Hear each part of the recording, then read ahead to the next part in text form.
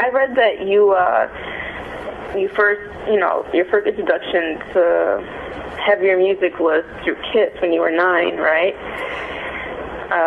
So what exactly attracted you, to Kiss when you were a kid? Was it, the makeup or, their stage presence?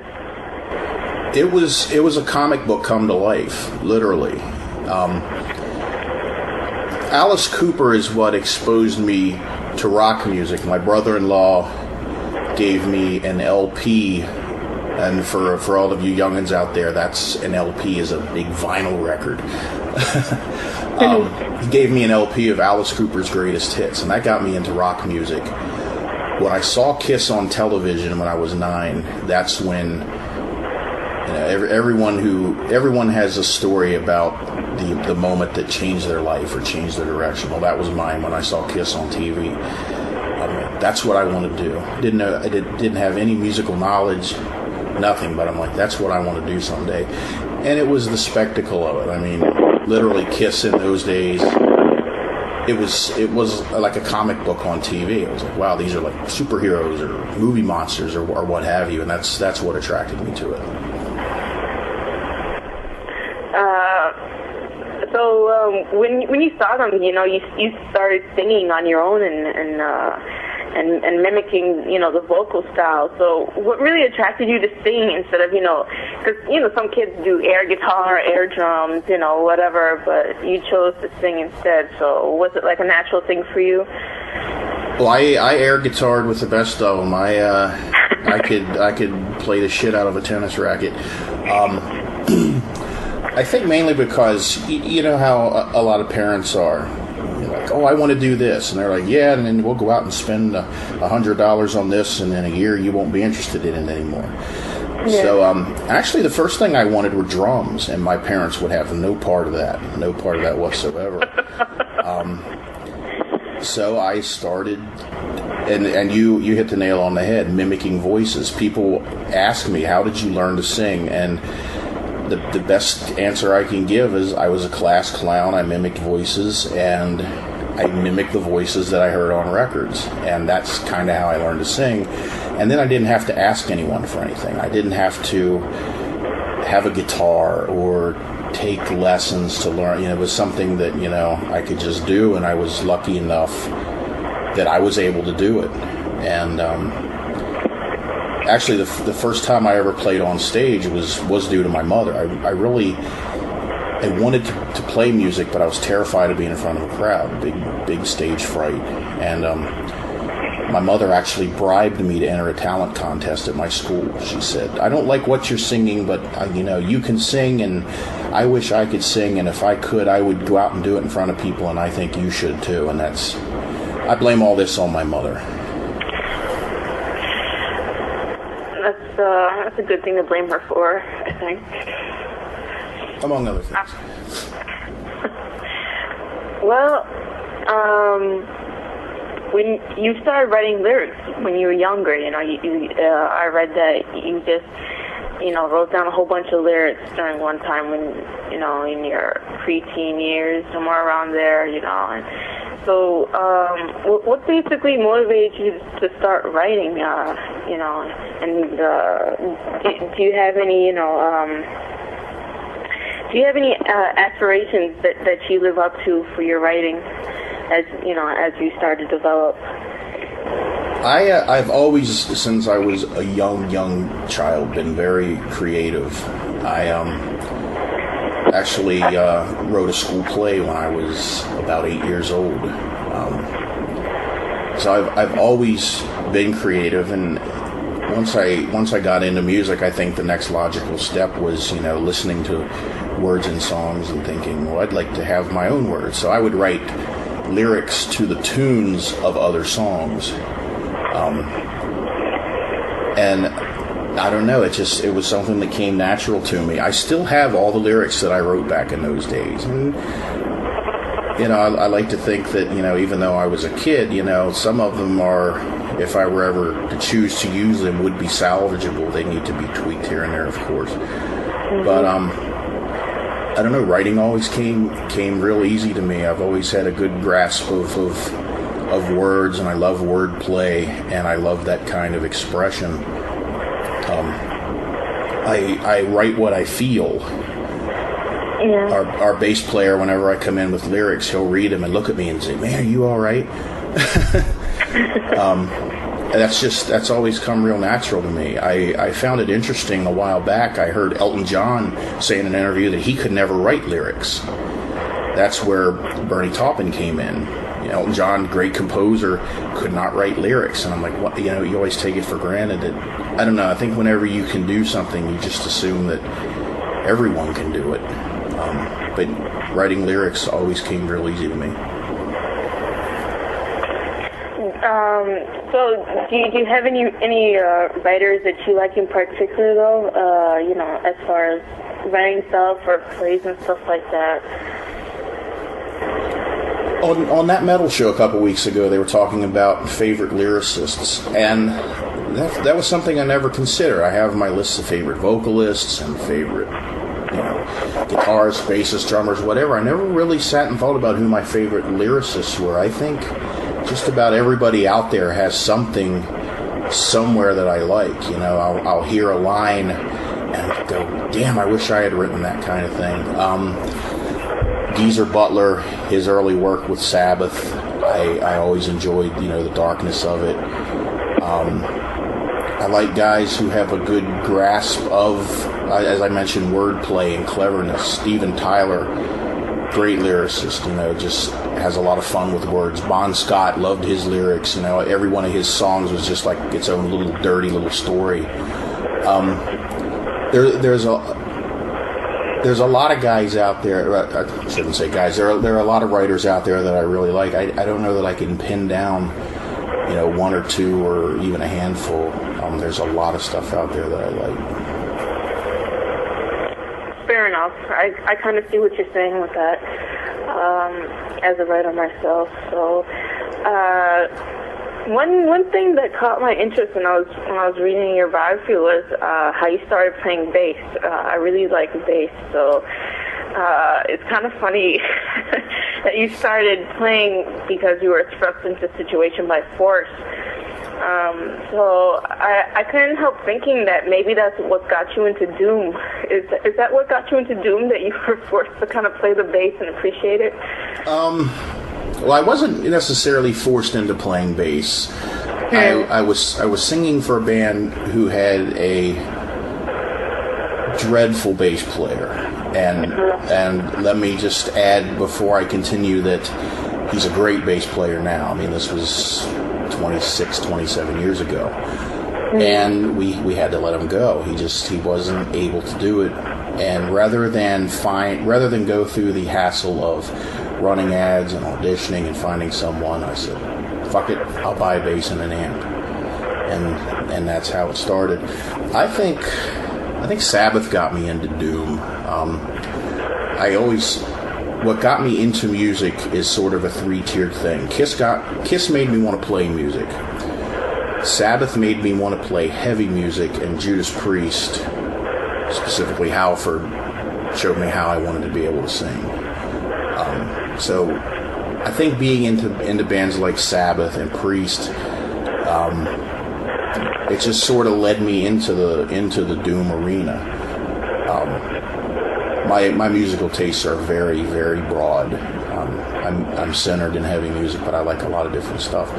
But as far as Doom goes, it was probably Sabbath. So despite liking a lot of music, different genres of music, the one you kind of go back to the most is heavy music, right? Yes. All right. So with that being said, you also have an affinity for horror movies, and I've noticed that your music career and your interest in horror kind of interlap sometimes. So I'd like to know, what was the first horror movie you ever saw that really got you into horror, and how did that develop later on? Wow. My sister got me into horror when I was a little kid. The first horror movie I can remember seeing was I believe it was It's Alive at the drive-in. And that was so early on that I don't even know that it impacted me at the time. But growing up, I loved, of course, the old monster movies, the old Universal monster movies, Frankenstein, Wolfman, Dracula, that kind of stuff. The Vincent Price stuff like The Fly, moving into the Hammer horror films. And then as I grew towards being a teen, the slasher films, Halloween, Friday the 13th, all that stuff. Horror to me, it goes very much hand in hand with heavy music. There's aggression there. There's a bit of, for lack of a better word, campiness at times. But horror films, I'm with my horror the way I'm with just about any other movie genre. It has to be clever. It doesn't necessarily have to be good. There are some great bad movies out there, but it has to be clever. It has to have some good dialogue, that sort of thing. Yeah.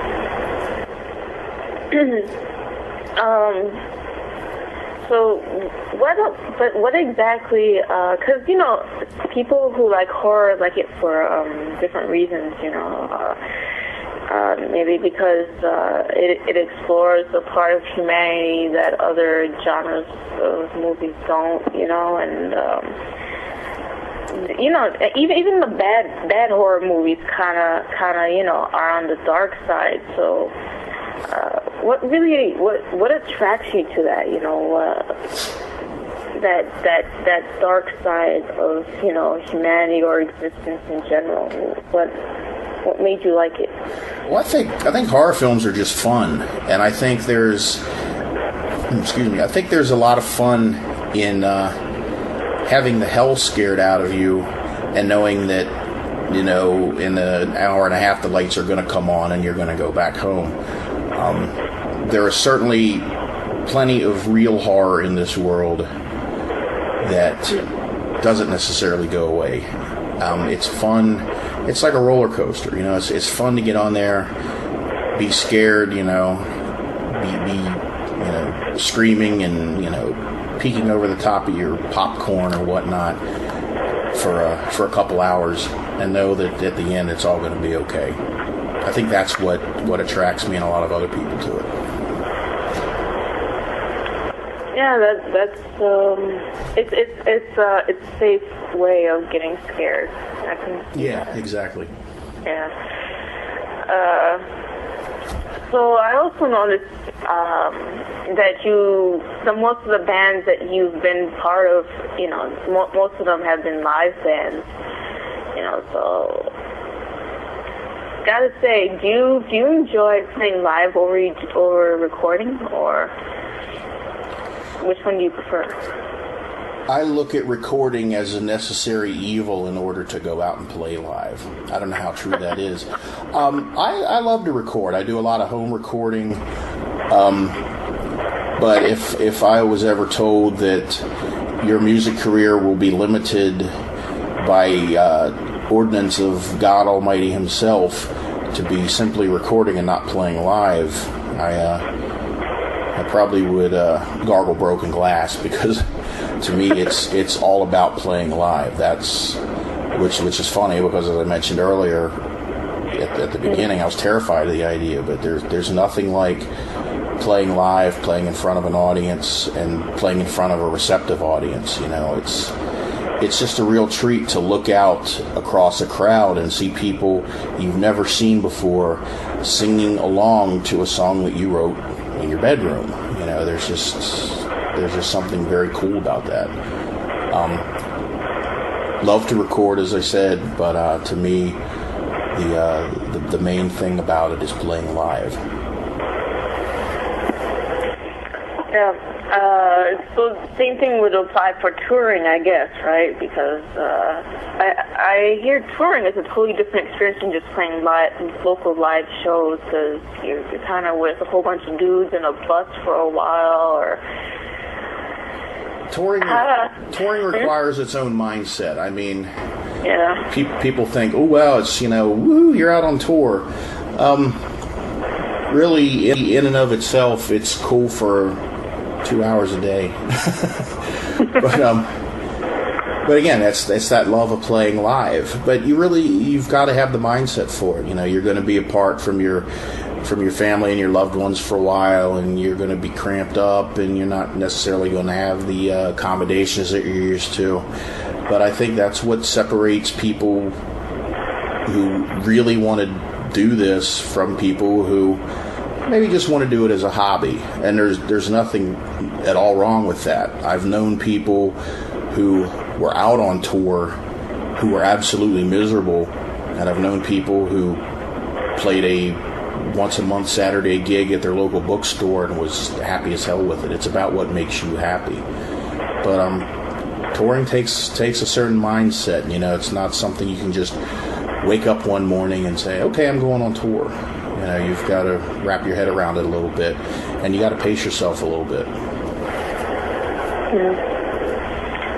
Definitely. The whole being cramped up with a whole bunch of people for a long period of time kind of is intimidating. At least for me anyway. Because you kind of get sick of people real quick. Well, you've got to make sure that either everyone's clean or that you stink worse than the rest of them. And I think you're good to go. Fair enough. Another thing I wanted to ask you was about your nickname. Screaming Mad Dee. How did that one come up? It's just since I joined Iron Man have I really realized how ridiculous that nickname is. People run up, wow, Screaming Mad Dee, and I'm like, oh my God. Back when I was exclusively a bass player, I dubbed myself the Mad Bassist. I think that came about. I had put together a website, and it was called something like Diary of a Mad Bassist or something like that, and that kind of stuck. Well, 10 years ago, when I transitioned back into just being a frontman, a friend of mine who does makeup in Hollywood says, well, you're not the Mad Bassist anymore. I said, no, I got to come up with something new. And he worked, he may still work, I don't know if he does anymore or not, with a makeup artist called Screaming Mad George. And he says, well, I work for Screaming Mad George, so you're Screaming Mad Dee. And I said, okay, I'll go with that. And started using that I was on a lot of music message boards back then, and started using that, and it just kind of stuck. Well, you mentioned, being exclusively a bassist for a while. What made you want to, stop singing and just go with bass? When I started playing bass, I don't like to do two things at once. Actually, just a few years ago, I was doing a vocal bass gig with Land of Doom. And I never wanted to do two things at once. So once I started playing bass and realized, hey, I can do this, I wanted to transition out of it.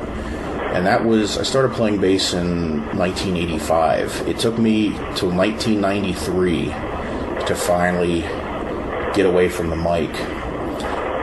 And did that until 2001 when I transitioned back over into just being frontman. Then as I became a bassist, then I started wondering, wow, I don't know how I would act on stage without an instrument in my hand. I don't know what I'd do with my hands or stuff like that. But I just reached a point where I wanted to sing again. Yeah, I've heard from several musicians before that multitasking is the hardest thing to do, like singing and playing an instrument at the same time. So that's why a lot of them just opt out just to do, one, either or have a separate person for something. Well, what I realized trying to sing and play, the playing doesn't suffer as much, but the vocals do.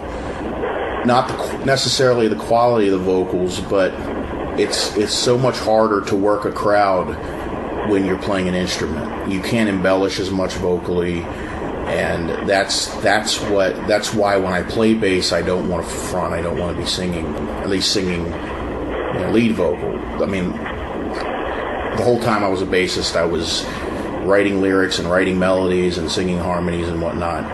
But you can't interact with a crowd as well when you're playing an instrument, especially playing bass, because there really aren't that many opportunities for bass to drop out. Guitar can drop out and the guitars can do whatever, but the bass has pretty much got to keep it going. Yeah. So that reminds me of comments that I've read about your stage presence. People say that you have a really big stage presence. So what exactly do you do to prepare for going on stage, and what are some of the things that you like to do to rile up the crowd? Embellish your vocal work, as you say. Well, first let me say that when I watch videos of myself, I just sit with my head in my hand. Yeah, my head in my hands, and oh my God, that's what I look like up there. I try to find just a little quiet space to get into the mindset. A lot of what I play live is pretty dark, so I try to capture a little bit of that before I go out there. I definitely don't want to go out there with a big smile on my face. Not that I won't smile when I'm out there, but I just try to focus on the job at hand. Try to clear the events of the day out of my head, and I feel I'm there to do a job, and I'm going to go out there and do it. As far as getting the crowd riled up, talk to the crowd, make some fucking noise, let me see your hands, everything you've heard on every live record you've ever listened to. I don't sit back and wait for the crowd. I go after them. Well, I want to see you guys live soon, then, because it sounds like a lot of fun. Yes. So since you're really more into doing vocals at this point in time, what are your stance on different type of vocal styles?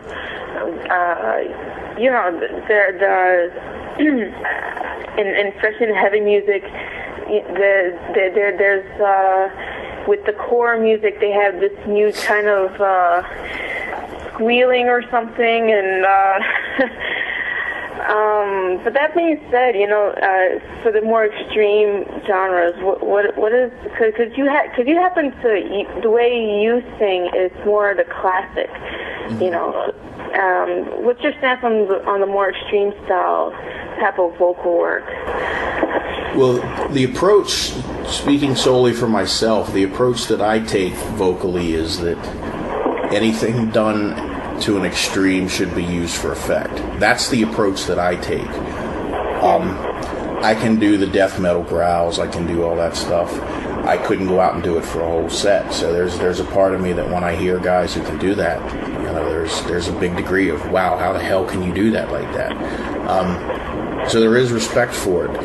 I tend to like melody. I like guys who can sing. I was weaned on guys like Rob Halford, Ronnie James Dio, Bruce Dickinson, Ronnie Van Zant, guys with good soulful voices and with in some cases a big vocal range. But there is an admiration for guys who can go out there and do their thing. So even if it's something that I'm not particularly into, I'm definitely not going to knock it. They're out there busting their ass the same as we are, so thumbs up to them. Yeah, that's kind of interesting and pretty good, because most people that I've noticed that are into more, melodic classical styles kind of tend to knock the more extreme styles, and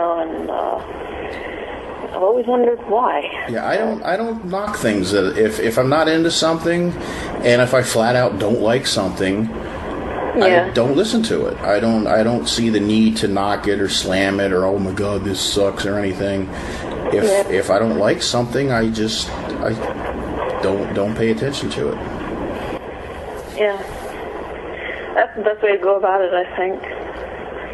So, sorry. I've been wanting to ask you, I know that in New England, the music scene out there, you know, I know there's a lot of hardcore punk, and a lot of black metal, and some grindcore, but I haven't really noticed a lot of doom from up there. So correct me if I'm wrong. Would you be one of the first people to start putting doom up there? You know, with your band, the Land of Doom, and several others. I will go anywhere. I will go anywhere, and you know, I know there's you know, a good doom scene in New York. You know, both in and around the city and upstate New York. Iron Man's played up in Rochester. We're actually talking about doing a swing up into New England early next year. So I think the doom scene, and one of the things I like about the doom scene is that it is underground. I don't want to be mainstream. I remember what happened when metal went mainstream in the 80s and how corporate and watered down it got, and I want to stay underground, and I think that's where doom is. A lot of people, I've talked to like several people, and a lot of people are starting to feel like doom is getting too much recognition these days. Like it's a lot of people are going into doom and making it a fad, basically. I mean, I don't feel that way. Like I still feel that doom is still fairly underground, you know. But do you think it's starting to get mainstream? Like, do you feel like there are bands out there that just, you know, just riding on the wave of what's new? I mean, to a degree. I don't think to enough of a degree where it's a trend necessarily. I mean, the doom scene here in Maryland, it's a lot of the same guys who were in the scene 20 years ago. You know, I went to see a band last weekend called Weed is Weed, who is full of guys who have been in the doom scene here in Maryland for 20 years. Dave Sherman from Earthride, who also played in Spirit Caravan. Gary Isom on guitar, who played drums at Pentagram, who played, God, just with everyone. Gary was in Iron Man for a while. A lot of the guys in the doom scene here have played in a lot of the different bands. It's almost like an interchangeable kind of thing to a point, but there's a real brotherhood with that. I'm sure there are people out there who have been opportunistic and realized, hey, if I play that, you know, we can get on this bill or something like that. But again, not to the point where I think it's necessarily a trend. Yeah, I agree with you on that. And despite I've been noticing, like, I think it's just the advent of the internet, you know, because the internet allows for bands to advertise their music, you know, wide and far. I've been noticing, you know, like doom and stoner bands from all over the world, you know, starting putting out stuff on Bandcamp and Facebook and whatnot, you know. And, you know, what do you think of doom on an international level? You know, do you think it's fairly underground internationally, or as it is in the States, or? Oh, I think abroad it's a lot bigger. I think metal in general is bigger abroad. I always make the joke that not necessarily a joke. I always say that, wow, if Iron Man lived in Europe, we'd be rock stars. And it's my big complaint with the music scene in the States in general is there are no artists anymore. There are products, and I think it's a sad affair when you think that we went from shows like Don Kirshner and the Midnight Special to American Idol. People line up now to hear people, in a lot of cases, badly sing other people's songs, and where is the joy in that? I enjoy singing other people's songs. I do a cover band on the side and have a lot of fun with it, but people flock to this, and I don't understand why, and I think it's just because it's what's packaged and put in front of them, whereas, I don't know, the grass is always greener, but it seems like abroad there is a lot more open-mindedness, and you hear about bands that you heard about 25 years ago that you're like, where are they now? And they're thriving in Europe and Japan and places like that. They just went where the market was for it. I think part of the problem in the States is also because because metal is, as you said, much more underground. People have to look for it harder, and people just don't want to look for stuff. And like you said, they just want what's in front of their face, what's brought to them. So easy access type of thing, So that's why I hear a lot of people, complaining that, oh yeah, there's no good music out these days, and it's just not on the radio. Yeah, pretty much, exactly. That's my point too. And you mentioned your cover band now, so I'm gonna ask you, what other bands are you working on aside from Iron Man now? Iron Man's the bread and butter, so to speak. But I do a cover band in Western Maryland called Heavyset. It's a bunch of guys that I grew up with, that I played music with years ago, and they actually put Heavyset together about 3 or 4 years ago, and their singer up and quit on them, and it just so happened I was going to check them out that weekend, so they asked me, can you fill in? And I filled in. We had such a great time with it that we decided to continue on sort of on a part-time basis. We actually last December played what we advertised as our last show, and then we just a couple months ago got the itch again and decided to do another one. Every few months, in this case, 10 months apart, just we get together, we play stuff like Priest and Zeppelin and Sabbath and Dio, and it's all unapologetic. It's stuff that we want to play. We're not catering to a crowd. When we play Priest, we're not playing Living After Midnight, we're playing Riding on the Wind, and we'll pull stuff out like Grim Reaper, See You in Hell, and Crazy Nights by Loudness, just some obscure stuff that when people hear it, they're like, holy shit, I can't believe you played that song.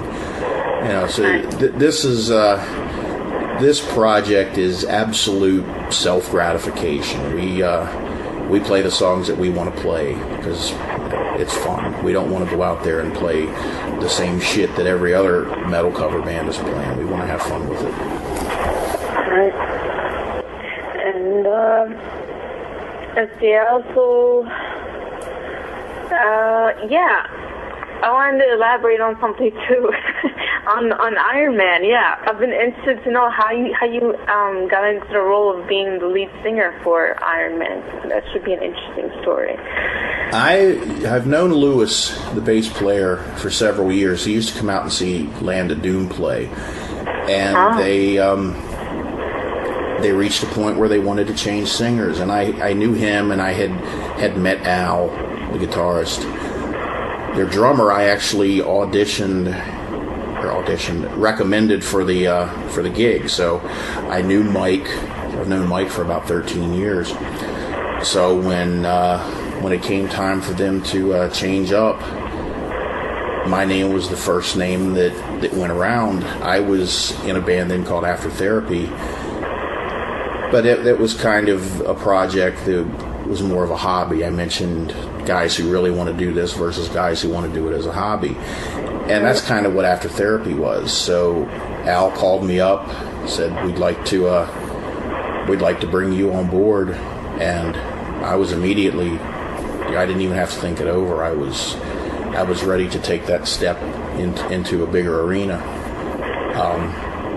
And it was great because people would ask me, well, what kind of creative freedom are you going to have? You're stepping into a band that's got a 20-year history. Yeah. And basically was told, we're not bringing you in here just to sing. We know what your strengths are. We're bringing you in for all that. So I've been writing, all the lyrics for the material we've been working on. It's really, really been a good fit. Yeah, so what are Iron Man plans? You guys are planning for a new release soon, or a tour possibly, or? We're currently writing the next record, and we're really, really, really happy with what we've demoed so far. We've got enough material to where if we wanted to go tomorrow and start recording, we could, but the ideas are coming so quick and so easy that we're just going to keep rolling for a while, and then pick and choose. So probably we'll be looking at late this year, early next year, and please, anyone who hears or reads this, don't quote me on this because it's all just speculation at this point. But that's what we're shooting for anyway, to try to, by the early part of next year, have a new record out. We put an EP out early this year that was very well received, so people are real anxious to hear, a full length. So we're hard at work on that. Well, looking forward to that. And stepping away from Iron Man for a minute, I know that you did a solo release with a guitarist whose last name I can't pronounce for the life of me. Alex Vanderzoo. Vanderzoo. He's from the Netherlands. He lives in Texas now. Ah, okay. Yes. And it says you had a scheduled second release with him called The Greater Evil. Yes. Early this year. Yes.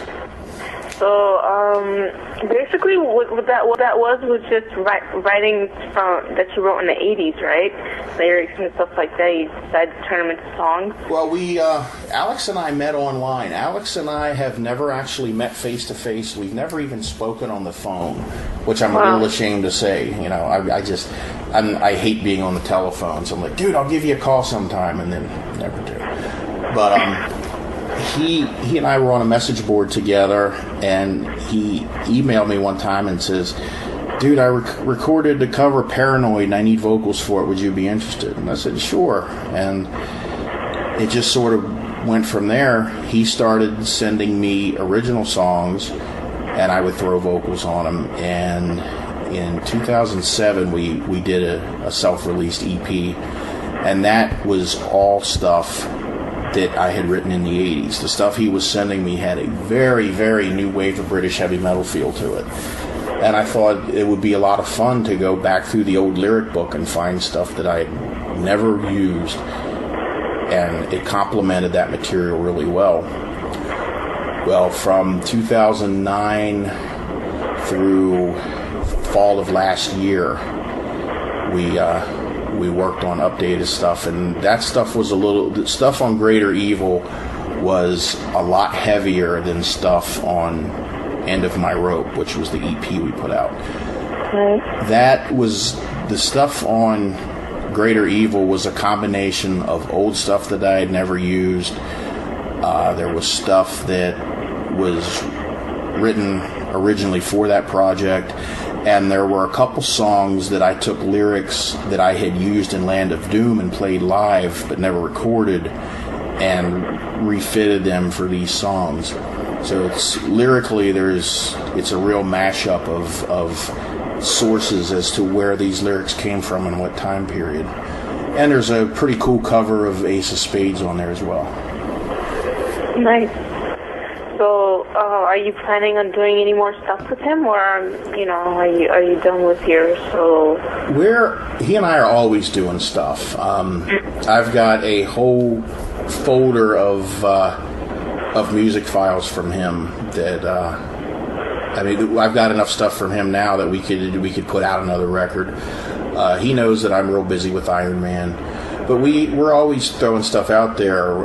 Just a couple weeks ago, we put out a cover of Rainbow Stargazer that has been pretty well received. And this is just stuff that we just, especially the covers, we just put it out there for fun.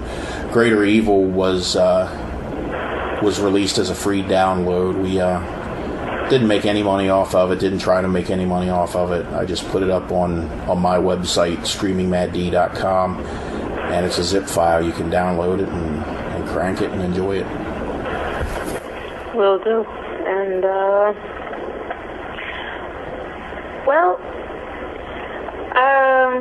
there's one thing that I like to ask, because I think of pretty much actually everything I wanted to know. What band, did you enjoy playing in the most, throughout your career, and if you were to form a band from scratch, if you had the time or the resources, what kind of band would it be? That's a catch-22, you know that, right? I would put together Iron Man.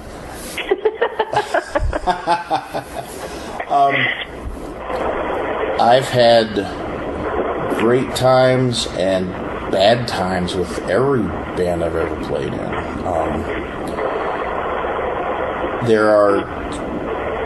You always think back and you think of shows that were, wow, this was one for the archives, and you think back, there's some shows that make you want to crawl under a rock.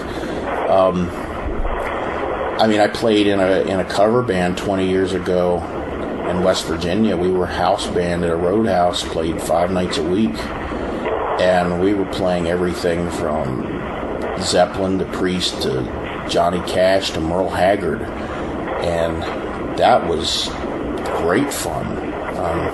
I was in my early 20s,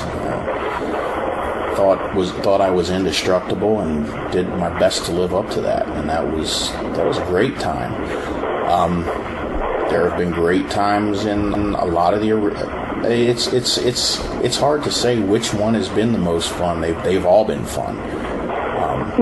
A lot of them have gone to where they were fun and then weren't fun anymore, and that's why I moved on to other things. I've always said that I'll continue to do this as long as I'm having fun with it. It's not about money or fame or recognition. It's just about, it's about enjoying what you do. As far as the perfect band to put together, probably, and I'm going to call this my dream band, not a band that I would be in. I'd want it Halford from around 1982 on vocals. Probably Tony Iommi and Dimebag sharing guitars. Geezer Butler on bass, and probably Vinnie Paul on drums, although that's a toss-up. Vinnie one day, Van Williams from Nevermore the next, and I wouldn't discount Cozy Powell from that list. That would be cool. It's a pretty nice matchup, actually.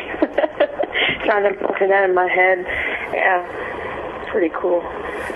Well, thank you for doing the interview with me. Thank you.